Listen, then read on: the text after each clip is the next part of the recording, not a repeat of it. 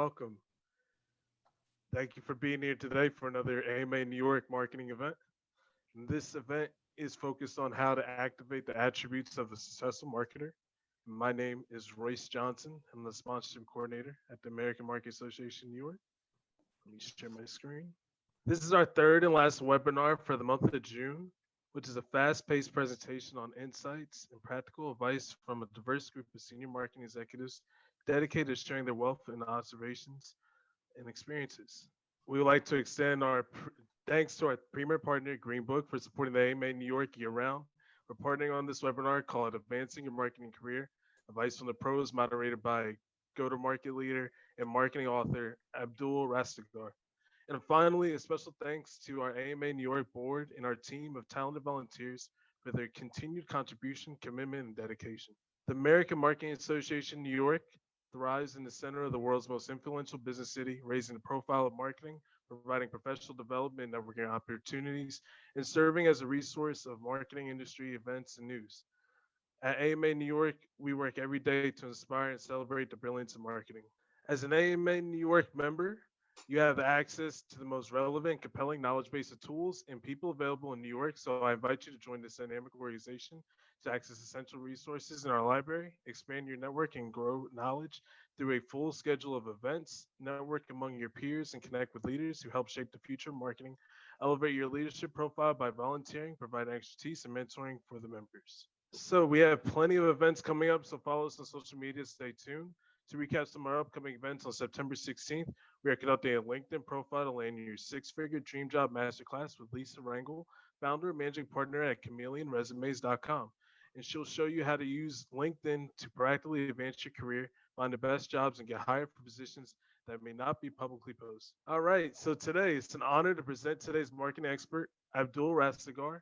Abdul is reinventing how marketing candidates approach their job interviews with his popular Up Your Game series on LinkedIn, and he's the author of the Up Your Game, the definitive guide to acing your marketing job interview, as well as an extensive experience coaching marketing candidates. He's breathing fresh air in the frustrating and anxiety-ridden world of marketing job interviews. Abdul is responsible for go-to-market strategies, messaging, and content development.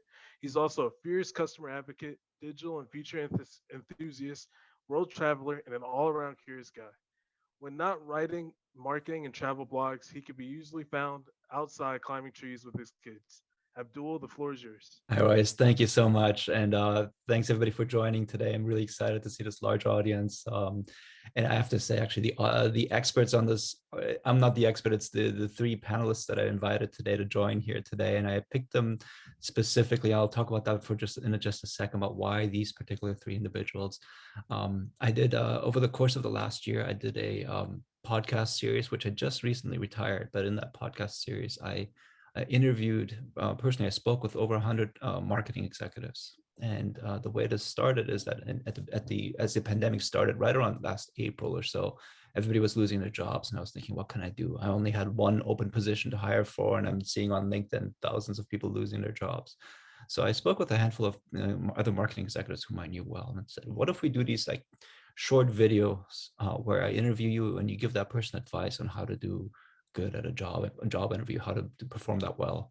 And that just ballooned. It went to well over 114 people that I ended up speaking with. And out of that, I ended up creating a summary in a book of all the learnings that I had. So we'll talk a little bit about that today.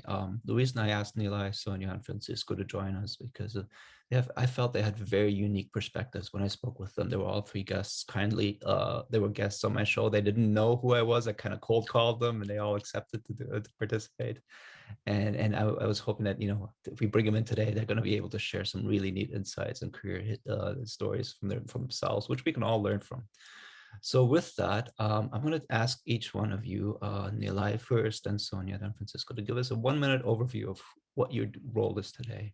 Everyone, Abdul, thanks for setting this up. Nilay Shah, I'm the head of marketing and digital for the Giants. I've been here for close to 17 years, and I've seen it all. I started early on more on the web development standpoint, and then obviously as social media, mobile marketing, email, all started to pick up. It all kind of fell under my umbrella on top of marketing. So pleasure to be speaking here and happy to, kind of give some of the insights that I've, experienced throughout my career. Thank you. Sonia, please.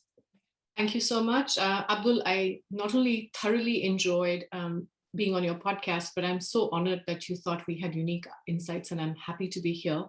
My passion is really making sure marketers present their best side. But a little bit about me first. I'm a fractional chief marketing officer. I provide strategic planning, branding, etc., to startups and B2B SaaS Series A onwards companies here in the Silicon Valley.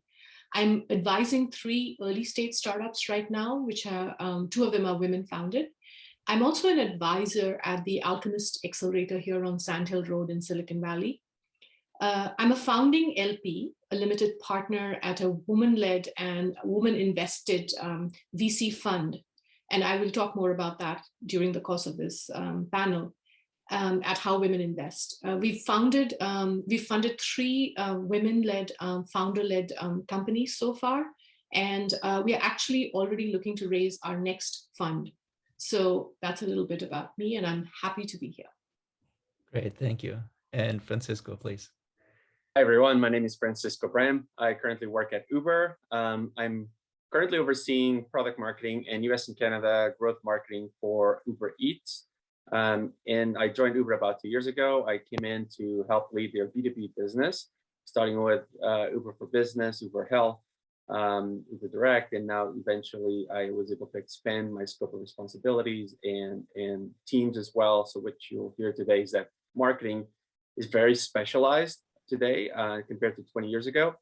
And so being able to start with product marketing and then certainly expand to growth marketing, which includes demand gen and performance, it's been a great journey for me. And prior to Uber, I was with Siemens for 10 years, an entirely different company. And I'll share some of those insights as well, what it is to go from a 172-year-old company to a 10-year-old company at Uber.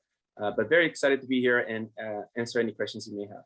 Yeah, thank you. And when I called Francisco, he was just working on the big Super Bowl ad that Uber did earlier this year. And despite being so busy, he still agreed to meet with me. So thanks for that again. So speaking of Super Bowl and football in general, Nilay, when you and I spoke, your story blew me away, how you got into the Giants. It's probably one of the most competitive marketing jobs, I imagine, in the country, right? Everybody wants that job. So tell us how you got there and a little bit about background. Yeah, I mean, I think a lot of times, landing a role is right place, right time. And for me specifically, I grew up being a big Giants fan and, working in the NFL, marketing or digital specifically, there's usually one head person and, there's so many teams that there's only one position at that spot. So I didn't know anybody. I didn't have any connections. I basically won a fan contest. I was very heavily involved in my career in digital in school. And long story short, I, interned for the Giants for 3 years, did whatever I could, even if it was outside of the scope of what my responsibilities were. And essentially, having done those 3 years of internships, et cetera, when I got out of school, I got the job as a manager of digital media, which back then was really, running the website. And throughout the last, let's just say 13 years, kind of moved my way up. I realized early on that digital and marketing, obviously everyone on this call knows, is really the central hub of everything that goes on in an organization, from a revenue standpoint, from a communication standpoint, from a branding standpoint. And when you work for an organization close to 100 years, all of those are vital things that help the company grow. And I was fortunate enough to kind of be right place at the right time. And the Giants have, taken good care of me in sort of advancing my career. Yeah, fantastic. I think you're the only person I know who's actually been on the field during the Super Bowl. So that's pretty cool. Yeah, it was fortunate for me, 2 of them in my first 4 years, we won 2 Super Bowls. So hopefully getting back to things like that soon. Absolutely. Right. So Sonia, anybody who looks at your LinkedIn profile will see a pretty distinguished career, right? So rather than going through everything, I'm going to ask you just to focus on the initiative you have called How Women Invest. Tell us a bit more about that. Absolutely. So I do want to preface this by saying, if you'd asked me 10 years, would I be doing this? I had no idea. But there is a method to the madness, as we'll discuss and dive deep. But I want to really talk about the venture fund, How Women Invest.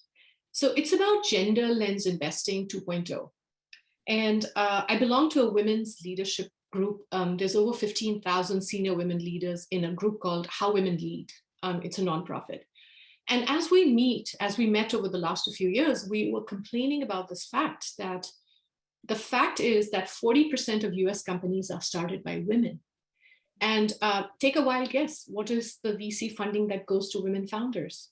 2.2%. And yet statistics have shown that over the course of cumulative revenue of over 5 years for startups, women founders have 10% more revenue. So, we were complaining and discussing and, really distraught about this. And I think there's a moment which comes, says, you can do something about it, or you can continue to complain about the unfairness. And we said about a year and a half ago, we said, hey, why don't we form our own VC fund? I know it seems so obvious right now, but at that moment, when we had this aha moment, and so we reached out to the network, the fund was so heavily oversubscribed. I'm a founding LP there, that we just kicked off the journey for the second fund now in the VC venture fund, which is going to be number 2. And as a course of this fund that we have, the first one, we have invested in 3 women founders. And the last investment was Hello Alice. Some of you may already have heard, it was funded by Melinda Gates. They just did a Series B of 20 million. And one of the funders, there are 6 VCs in there, including How Women Invest. And one of them is Serena Williams. So the bottom line for this fund is that, if you're not going to be invited to the table or you can't find a place at the table, I think if you have the resources and intent, you should make your own table. That's the bottom line takeaway from the idea of How Women Invest. I love that. It's groundbreaking work, maybe glass ceiling breaking work. So thank you for that. And then Francisco, I think what really struck me when you and I spoke initially, like you worked in Germany, UK, if I can remember all these places, obviously US, Russia, Portugal. Did I miss anything? There was like a whole bunch of countries you actually worked and have career experience in. Like, how did that shape you to be the marketing leader you are today? Yeah, so I think growing up in Portugal, you learn about the history of the Portuguese, and they used to be explorers and discoverers, and I felt like, hey, that's part of my genes, and I always wanted to go out there and explore and be a global citizen. But I think what really helped me in my career is the fact that living and working abroad really pushes you to be outside of your comfort zone. It helps you to easily adapt to new cultures. Like living in Russia is entirely different than living in the UK versus Germany, in the US. It also makes you feel comfortable with risk and ambiguity, not knowing what to expect. And so if I think back at great marketers that I worked with or that I learned from school, or just by watching other marketers, they're really customer obsessed. They're truth-seeking missiles, right? They ground their messaging and marketing programs in deep understanding of their customer needs, regardless of their status, company size, or even where they live. And so each time I moved to a new country, I had to ground my behavior around that culture, understanding the different ways of and dealing in the workplace with others, really adapting to unique personalities of the host country. And so that really helped me to be more people-centric. Then also, I had to become highly adaptable. I had to adapt my entire life around the culture that I was moving into, because I was moving to a country by myself, not knowing anyone in the country. But I think that's great because I still remember there's nothing more constant than change. And so for marketers, it's really important to have this ability to adapt quickly to a changing of a plan, or adapt quickly to, for example, a crisis or a pandemic. Just what happened last year. I'm sure all of us in this call probably had to adapt our entire marketing plan for the year because it was unpredictable. So I think there's very few medium to long-term marketing plans that end up being executed the same way. And so as an owner of a marketing strategy or a go-to-market plan, it's great to have that ability to quickly adapt to changing circumstances, changing product roadmaps, changing customer needs, to be able to adapt. And finally, I think moving to a new country is really a risk you're taking. You're leaving everyone behind, your family, your friends. But with risk comes a lot of opportunity. And I think looking back, I wouldn't be where I am today if I didn't take these chances. So one thing that I will talk more later on is what to do when you feel like you're getting too comfortable. If you feel like things are too easy for you, how to look for opportunities that can help you challenge yourself and put you outside your comfort zone and really push you towards what I would say is a risky opportunity, but you can reap a lot of rewards professionally. Absolutely. Fantastic. So I actually asked all three of them to give me a little bit of a synopsis, because hang on to those stories you just heard, because I'm going to come back and refer to those in a minute. What we're going to do right now is we're going to switch to about a 10-minute presentation. Then I'm going to give a summary of all the research that I alluded to earlier. And then I'll come back to the panel and ask for the reactions. And we'll go through kind of a set of questions that we want to make sure that we address as well. Okay, so as I mentioned earlier, I did this series, podcast series or webcast, really. It was more of recordings, video recordings, and I ended up having 114 episodes of it. And I spoke with marketers all over the world, marketing executives, leaders. And as I was speaking with them about, and all these kind of certain patterns and trends came up over and over again, I thought to myself, there's something interesting going on here. Why is it that some people do really, really well and other people don't do well in their interviews at all, right? So that's what we're going to talk about a little bit today. One of the things I did, this is a very unscientific poll I did on LinkedIn. How as a candidate, how strong would you rate your interview skills, right? And you see that the vast majority of people say they're pretty good at it. A handful will say they're below average. No one says they're bad, right? Now I know it's not a very large audience size, but it's very consistent with my experiences. I do interview coaching. I ask a lot of my kind of the people I coach how they rate themselves before the interview starts. And virtually all of them will say they're very good.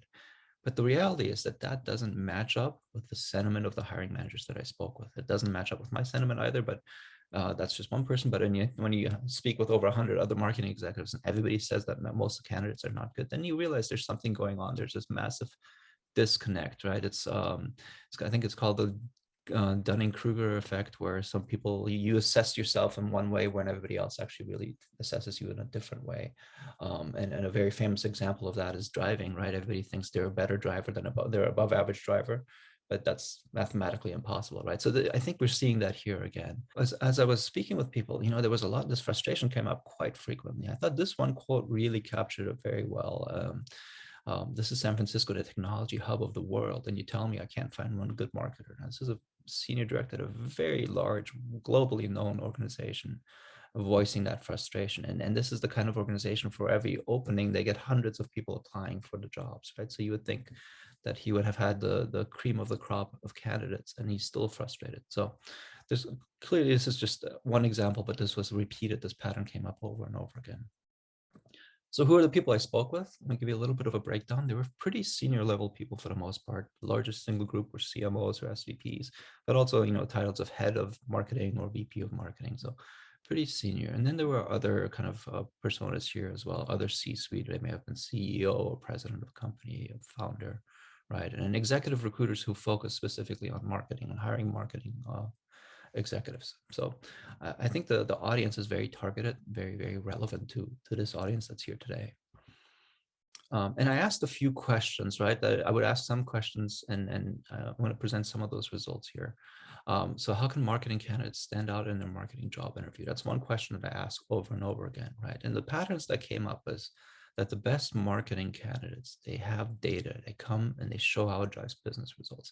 It's not just that they have data. They don't come into the interview with just data, which you'd be surprised at how many candidates don't come with data. So when I found roughly 30% or so come bringing data with them.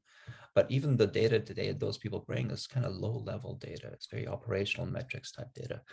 Very, very few candidates actually show data that drives business results and business outcomes. And another thing that we want to make sure is that that data is presented up front. A lot of people will tend to hide it in their resume, in their stories.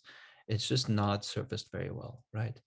So I threw in some comments here from some of the executives I spoke with, right? I love the one about marketing is about driving revenue, right? At the end of the day, that's our role. That's what we hear. So why not lead with that? A lot of people simply don't do it. But the good candidates, the best ones, they will do this.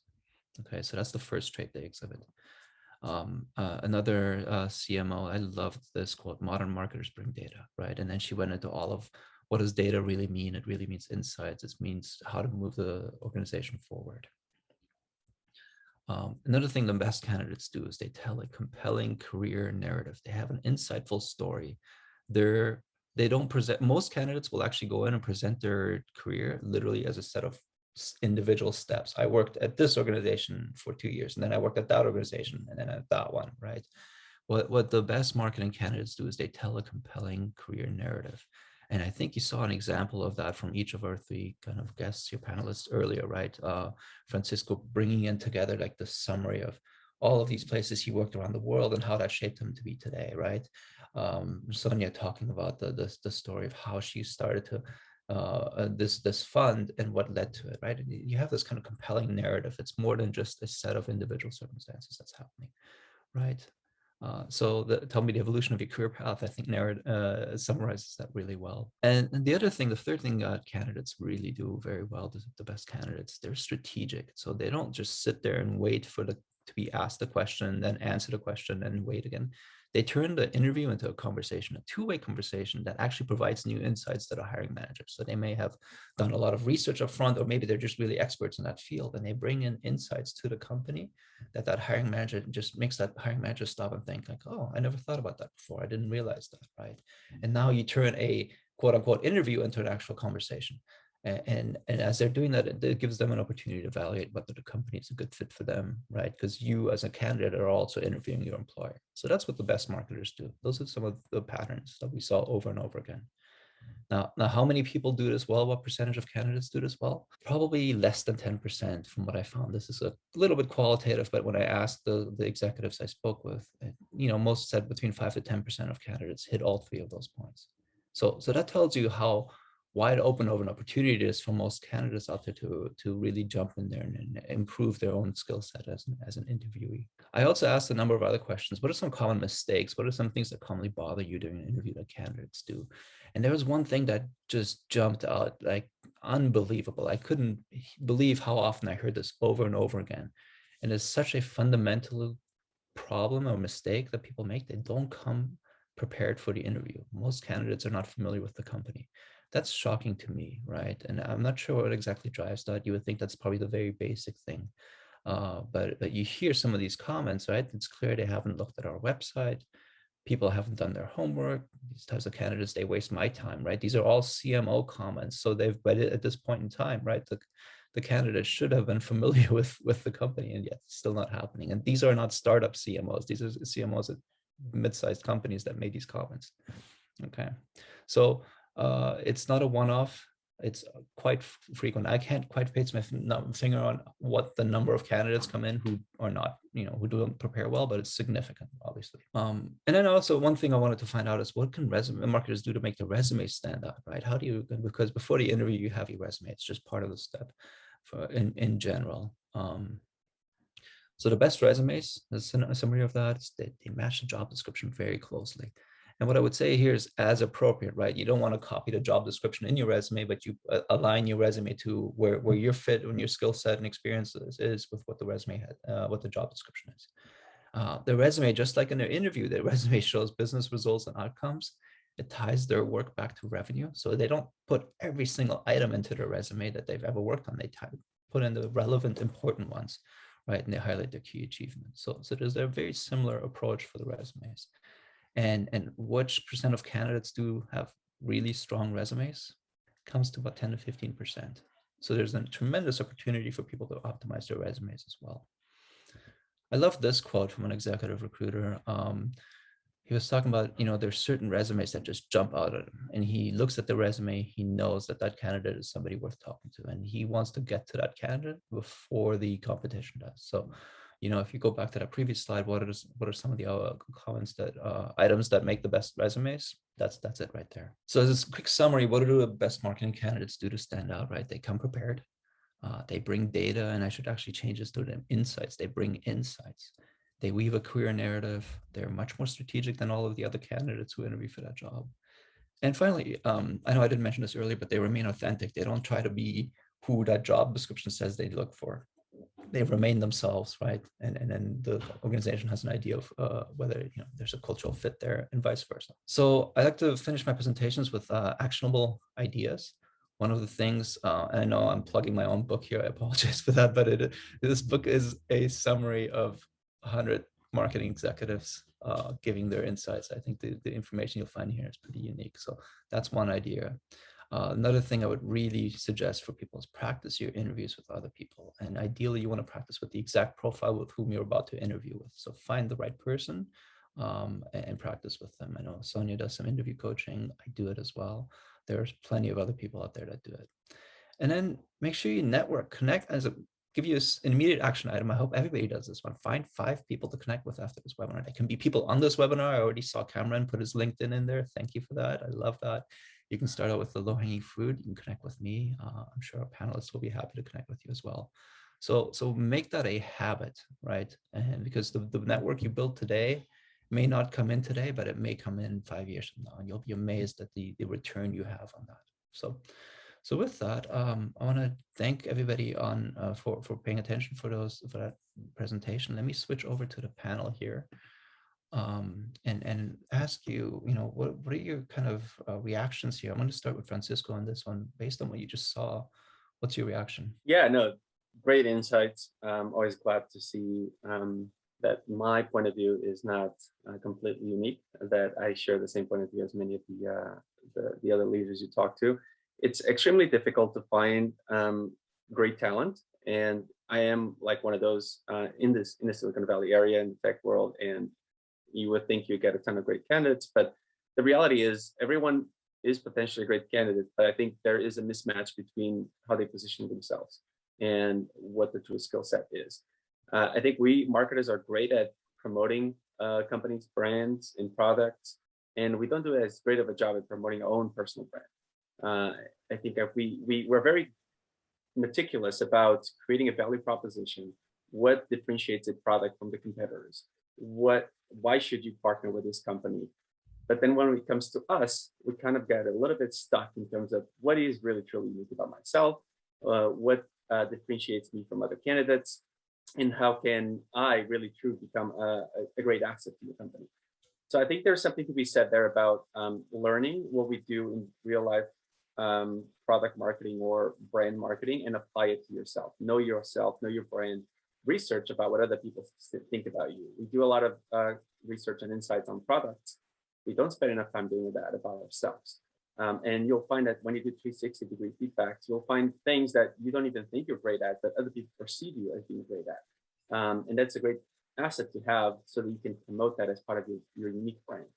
And when you come to those interviews, remember, a hiring manager is talking to, I would say, I was going to say dozens, but honestly, in the last 6 months, I spoke to hundreds of candidates. And it's hard to remember everyone. You really want to make sure you stand out. And by standing out, I don't think you do a freaking pony show. What you do is you tell your story and how it really makes you unique. Make it memorable. When you're answering questions, always bring it back to what makes you unique to that particular question. So that question could be generic, such as walking through an example of how you've managed a particular product launch. Make sure that when you answer it, not only you give a clear example of how you've done it, but why you were so successful. What particular attribute from your career made you so successful in delivering it. So yeah, 100% agree that there is a lot of opportunity to nail interviews. I probably seen maybe 1 out of 10 really shine, and then everyone else is pretty normal and kind of like not memorable. So do your homework, plan, read that book. I think it's a great book and great insights. But here's an example of someone who really stood out. Someone who was interviewing for Uber, and they decided to go out and take about 10 or 15 rides with Uber and interview drivers. And they use that small subset of data, which is really not statistic, and nobody will really care about 15 people's opinion, but he was able to bring that in and say, look, this is my approach to work. I went out and I got on the ground and put my feet on the ground and I talked to people, and this is what I've been hearing. I know it's not statistic, but gives me a signal to what I would do next. And I thought, that's brilliant. And I'm here now talking about that particular candidate because it stood out, it's memorable. So try to think about what can make you really stand out in those interviews, because what really matters in the end of the day is cultural fit. And if you are someone who's a go-getter and an owner, that will come across in those interviews, and that's what we look for normally. Fantastic. Yeah, that's great. I love that. I love the fact that the candidate interviewed the drivers. So Sonia, I mean, well, how does this, what you saw in the presentation, how does that match to your observations? It pretty much checked off every pain point that I have and irritation I have with candidates when I interview them. And Francisco went into an amazing side of it. So I won't repeat that, but I'm going to give everyone 4 points of failure for me. So the first failure point is your resume. When I am hiring, I get 75 to 100 resumes in startups. I spend 5 seconds scanning your resume. If the first third of your resume does not highlight your key successes, your key achievements, your skills and expertise, I move on. I only have so much time in the day as a startup CMO, all right? So if you are not presenting yourself, and I think Francisco said this really clearly, your personal brand, that's not this fluffy thing. Your personal brand is your authenticity, your achievements, your success, your journey. That's your first point of failure. You may be the best candidate, but I'm not even going to talk to you because you've made me work so hard on your resume. Out of 75, I will usually shortlist 10 and spend another 2-3 minutes scanning them literally. And because I do startups, I don't have an HR person doing this for me. So this is my challenge here. The second point of failure for me is that my first trick question is, tell me something about yourself. And what I'm looking for is a 30-second to 1 minute crisp story, crisp narrative about who you are in your career and why are you interested in this job. Because that puts you in charge of the conversation, because my next question will be a question based on your elevator pitch. You cannot believe the number of people, including senior people, give me their entire life history. And this is on the phone screen. I'm not going to call you again. And the most egregious story I want to share with you, which is my aha moment on how I started developing this process of how I should be eliminating candidates. So I was on the phone and I asked a woman I was hiring as an editor. I said, so tell me something about yourself. She launched into a 20-minute rambling narrative, which she wouldn't let me break into. In the course of this, I'm not making this up, her cell phone ran out of battery. She called me back on a landline and continued the trajectory about her divorces, her move out of state, her move back into state, her struggles, her luggage being lost. So this question I ask everyone, senior to the first person, intern, tell me something about you. And that immediately tells me, is their game up or not? The third point of failure is I ask a question, so what did you think of our website? It's an extremely open-ended question. It immediately tells me the person didn't even bother to go and look at it. This is on the phone, all right? So now you're out of you're out of the running. And the last one is that I ask this trick question, and this is usually in person. So you've cleared all the hurdles, you're face-to-face with me. And I ask this question and say, so I ask you to do something you've never done before. What is your response? And you cannot believe the number of people who just fumble on this. All I'm asking for you to say is, I'll go and research on Google. That's the winning answer, people. I really don't care, but you need to tell me, don't say, well, I'll ask so-and-so. No, research it. There is something called Google out there.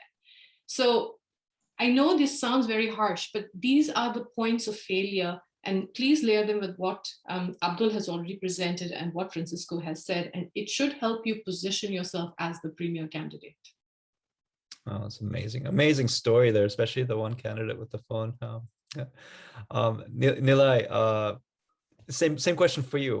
What was your reaction? Yeah, I mean, listen, I think Sonia and Francisco hit upon, everything at a core level on what hiring managers are looking for. And for me specifically in the industry that I'm a part of, which is unique, you have to be an expert at what job you're applying for. And I think through resumes, et cetera, that you can kind of get a feel for it. But the thing that for me specifically that stands out is seeing interviewees kind of looking, explaining how well they understand other parts of the business and not specifically just what they're looking for and looking to do. For us, obviously, growing revenue, building content, all of that is vital, but understanding how the brand, the marketing, the creative, all of that plays together in growing revenue is a key thing for me. And I'll give you the example. We hired recently a graphic designer who works on, 7-figure proposals. And early on, we would give him the sort of outline of, hey, here's what, you need to design, and he would do a great job at it. But then he slowly started to ask the questions on how this was going to impact the business and what he could do to, have a say in some of these ideas. And I think we appreciate that kind of stuff, right? The ability to go above and beyond what your exact role is. That's really what can separate you, when you're out looking for a job. Absolutely. Great. Wonderful. All right, so I'm going to start asking a series of questions to our panelists. And these are kind of conversations that we've had in the past. I think the insights I gained from these in the past, that's the reason I'm asking them, is because you guys will learn a lot from the answers you'll hear. One of the things that we as marketers are often, we're kind of boxed into, hey, you guys are the creative people, right? And when in truth, marketing is so much more than just that. So how do you, Sonia, how do you prove your strategic value to other marketers, to other executives, even outside of marketing, right? So, marketing is my third career, and I am ashamed to admit that I thought marketing was frou-frou fluff. I'm talking a long time ago. Long time. I've been doing marketing now for 12 years and 13 years almost. And I think it's one of the most exciting and vibrant fields. And the reason is, with digital marketing, there is two parts of marketing now. There's the creative side, and then there's the analytical side.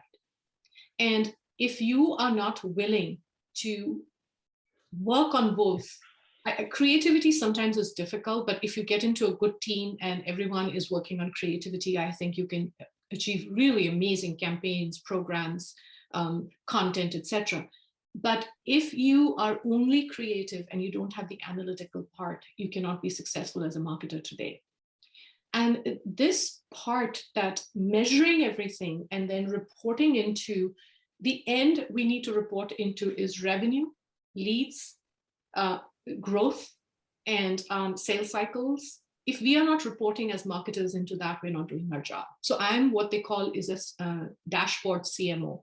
I didn't know there was a word for it actually, but another CMO told me you're a dashboard CMO. I measure about 500 KPIs.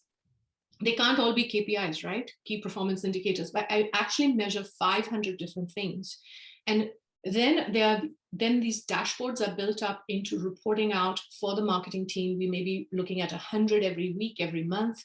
In a startup, it's very important to be quick, savvy, and understand what's working, what's not working. But when I report out results, I'm usually reporting out 5 numbers. The number of sales qualified leads we brought in, the conversion rates, have we improved them or have they gone longer? What is the sales cycle? What is the ROI? And what is the customer acquisition cost? If I'm not reporting this out, the fabulousness of my social media channels, the amazing campaigns, all of those, they really are not relevant, truly. And so you need to understand, and I used to not be a numbers person, but I have trained myself and learned it and gotten experts in who help me. And I can tell them, what am I looking for? And they'll do the stuff for me. So you can actually do that. But if you're not if you're not a creative and analytical marketer, then I think you're not going to be successful. That's the honest truth right now. Right. And I think I love the fact that you're talking about still learning and evolving, right? I think we all need to, regardless of where we are in what stage in our careers. So. Mm-hmm. Always. You have to know what is the latest happening. I will tell you this. I hire a lot of young people in internship programs. So about 3-4 years ago, TikTok came out and we were in a meeting, and I have 22-year-olds, 20-year-old marketing people. I have very senior people. I build a team very diverse. And so I just said, by the way, so who's on TikTok? I'm not kidding you. Half the interns fell off their chairs and said, you know what TikTok is? I'm a marketer. I'm a digital marketer. If I don't know what is breaking in to the field, even though it's no relevance to my B2B businesses, you've got to be on this constant learning path. Yeah. And if you're not on that path, Absolutely. it's just really difficult. Francisco, moving on to you, as a product marketer, how do you define career success, right? And what does it really take to be a product marketer? So product marketing is actually truly the foundation of marketing. If you look back at the early beginnings of marketing in the United States, you go back to 1845 with Tiffany's Blue Book catalog that went out. And that was a true definition of product marketing, which is showcasing a product, a value proposition, a price, and how to order it.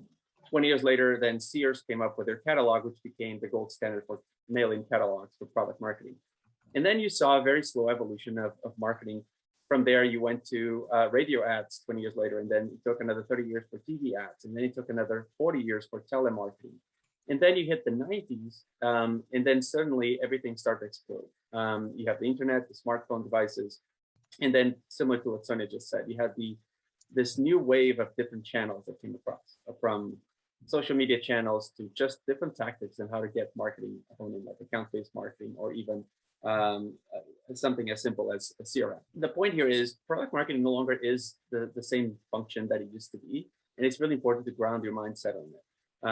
Because today you live in a hyper-specialized marketing environment where there's a product marketer, there is a CRM manager, there is a performance marketer, there's a PR and media marketer, there's content marketing. There's just so many different marketing specialties that you no longer can say, I'm a marketer. You have to actually specify what you do, unless you're actually leading the entire organization. So product marketing today has evolved from being purely a value proposition definition and positioning and pricing, the 4 Ps of traditional marketing for products, to the process of taking the right product to the right market with the right narrative at the right time. What that means is you're able to work, you're the voice of customer, and you're able to work with the product teams to bring in those customer insights and develop a solution that is customer-centric, and then work with the marketing organizations to launch that. And that's really critical because in a hyper-specialized marketing organization, you need a conductor. In the old days, you would just be responsible for a product, but today you really are coordinating almost like a quarterback, all the different functions to ensure that you have a consistent tone of voice and a consistent visual language when you are launching a product. So really like a conductor of an orchestra.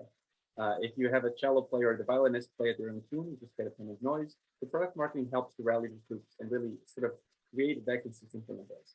And how you measure success is truly by how frequently are you able to truly bring in the voice of customer to the product that you're launching, or the new services or new features that you're rolling out. How often are you able to come up with insights that inform product roadmaps? How successful can you launch products that truly meaningfully connect with your audience, and can you measure it to product adoption, to customer lifetime value, churn rates?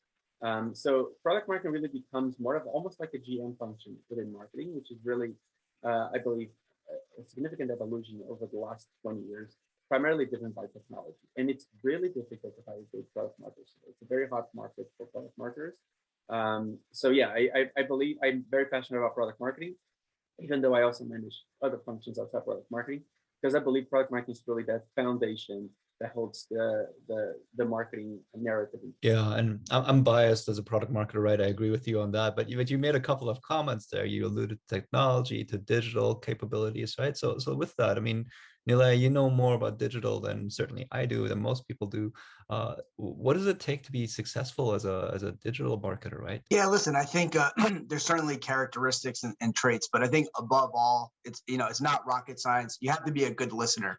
I know you have to be able to understand the needs of each department and play the role as a facilitator, right? The minute you start understanding the needs of each of the departments and can communicate that cross-functionally, that's really when you can start developing great marketing plans. The creating a culture where everyone feels like they have a say in the ultimate sort of end go-to-market strategy is huge, and that I think has been the biggest thing that we have here at the Giants, is that everyone knows they play a role, and we ultimately, whether it's on the field or off the field from a business standpoint, the objective is to get everybody on the same page and do what's best for the company. But my question for Sonia, right? Like a lot of CMOs they tend to level out at CMO. They don't get to that CEO level, or they may switch to something else. But what do you think? What does it take to be, is there a ceiling for marketing, and how do you break it beyond that, if there is? So I think it really depends on what you want and intentionality. I know this sounds really vague, but I want to share a story with you to make you understand what intentionality. If you are looking for that CEO role, you've got to start thinking intentionally and making a plan. So I fell serendipitously into marketing. I was looking to change my previous career. And I just loved marketing because of the psychology of selling. It's like understanding what clicks with the buyer, and the buyer's in charge now, right? And all the things that Francisco said, I won't repeat them, but you really need to be understanding how you sell your product. So one day I was sitting sitting at a conference. I was working at a Global 2000 company, and I was sitting at an event, and the VP of our division, VP marketing, was speaking on stage. And I was just looking at her, and I thought, I could do that. And I'd like to do that. And okay, my hubris was I could probably do it better than her. But I was a senior marketing manager. And at that moment, I started thinking, and I said, what would it take me to get there? And I think most of us, I know, for instance, till I got to that moment, I never thought about it that way. And then I made a plan in my mind, and I said, so how do I get from a senior marketing manager to becoming a CMO? I actually didn't want to even be a VP of marketing. I wanted to be a CMO. And then I realized I couldn't do that at a Global 2000. Because I don't play politics. I have a lot of other limitations that I didn't want to, were not my strengths. And so I made an intentional plan, and I said, okay, so I could go to smaller companies where I could fill the gaps in my knowledge and start working towards this role. And it took me 2 jumps to become a CMO. CEO, I haven't quite decided because I've gone into the VC side of things again, but the VC side was an intentional decision I made. And I said, I wanted to become a founding LP in a VC fund. But my point to you is you must make an intentional plan and be very critical, thinking critically, like, could you, for example, in a Global 2000, leap all these paths? And if there are no paths, then what do you do? Can you come back again? And one last moment I will tell you is that I had a career coach who was amazing. And he told me, every job is a bridge job. And what you need to be thinking is, in this job, what is this? This is a bridge to what? Not a bridge to, well, I'll find another job that pays me well. No, a bridge to what? Intentionally. And once you do this, and in the end, honestly, if that's what you want, it's a very steep trajectory. And are you willing to put in the work? I have learned and learned and learned. I'm on a constant learning. Being a constant learner is my superpower. And that's made me get where I am today. So if you are willing to put that in, trust me, there is no ceilings that you cannot shatter. Yeah, I love that. And one of my other guests, Sangram Vajra, he's a CEO and founder of Terminus. He actually had a great quote. He said, being intentional is more important than being deliberate. So, what you said certainly rings a lot of bells for me as well. All right, so we're going to switch to a round robin really quickly. Everybody gets 1 minute. I'm going to start with Nilay. One piece of career advice for marketers. Go. Learn as much as you can from other departments. Just because you work in digital learning, communications, branding, creative, etc., the more understanding you have of the business you're in, the better you'll be in the long run. Fantastic. Francisco. So +1 to that, always be open to learning. But I would say, in addition to that, there's something I've learned years back was the concept of the extra degree of effort. I think I've mentioned this in my conversation with you, Abdul, but I read a book a while back which was called 212 Degrees. And the concept is simple but powerful. Water at 211 degrees is extremely hot, and you can cook food with it. But you add 1 extra degree, and 212 degrees vaporizes. Because vapor, you can power a locomotive. With a locomotive, you can move people and goods around the country. And so every time you're assigned a task or project, always look at it from an angle of, what can I do extra? What is that extra degree of effort I can bring to it? Because over time, you'll build a strong reputation around you, credibility. People will look at you as someone who always delivers and beyond, even if if it's just one extra degree of effort, it can make the whole difference, and you can actually power your career forward. So always be open to also opportunities. If you're feeling too comfortable with your job, maybe it's time for you to challenge yourself. What else can you do to keep pushing you forward? I've learned the most when I put myself outside my comfort zone. And then Sonia? So I know Nile and Francisco have stolen my thunder on the 2 points, but I have a third one to buttress this. Be committed.